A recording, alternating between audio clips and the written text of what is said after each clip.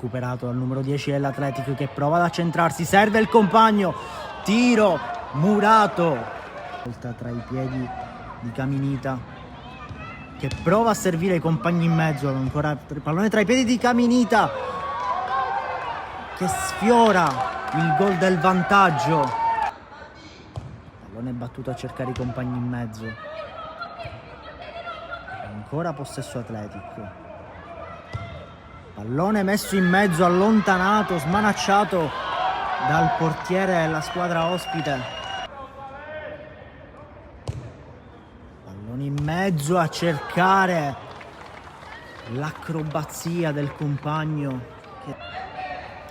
Punizione per l'Athletic, 19° minuto di gioco. Ancora il risultato fermo sullo 0-0.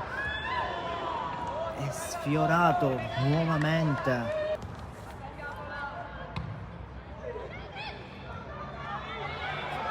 Nel frattempo arriva il gol che sblocca la partita. Bellavia regala il gol del vantaggio all'Athletic ed è 1-0. Si appresta dunque l'Athletic a battere il calcio d'angolo. Pallone sventagliato in mezzo in cerca della svettata dei compagni.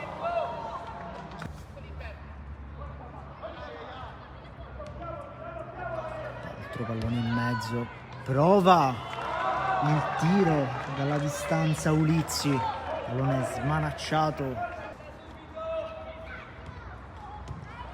frattempo continua ad essere aggressivo l'Athletic, che si propone in avanti e tenta il tiro e cerca sicuramente di ritagliarsi la possibilità di raddoppiarlo. Nel frattempo ancora Athletic, traversa e pallone che finisce in rete.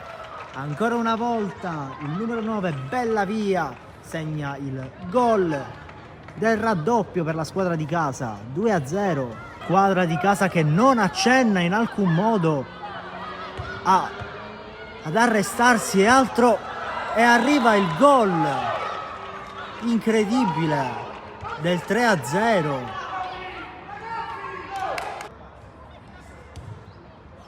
Athletic che non... errore, altro errore, e pallone che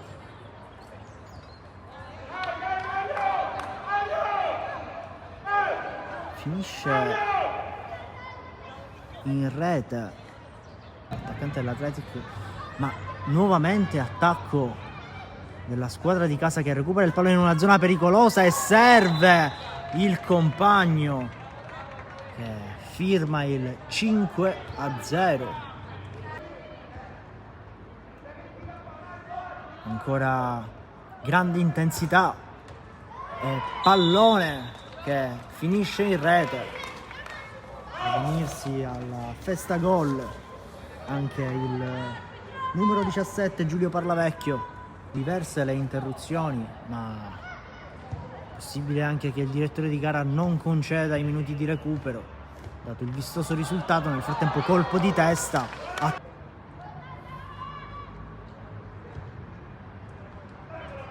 ancora Athletic che prova e trova nuovamente il gol del 7-0.